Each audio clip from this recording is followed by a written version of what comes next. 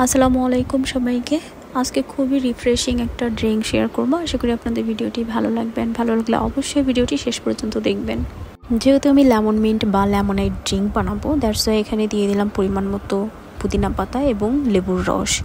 এরপর দিয়ে দিচ্ছি স্লাইস 2 পিস লেবু এবং সামান্য পরিমাণ বিট লবণ। তারপর দিয়ে দিচ্ছি হাফ কাপ পরিমাণ পানি। এখন 2 মিনিটের মতো ব্লেন্ড করে নিব। ব্লেন্ড করার পর মিশ্রণটি একটি ছাঁকনির সাহায্যে ভালোভাবে সেঁকে নেব।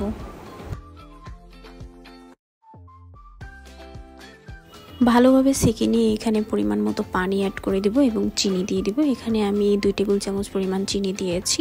আপনারা আপনাদের টেস্টের উপর ডিপেন্ড করে বাড়িয়ে কমিয়ে নিতে পারেন।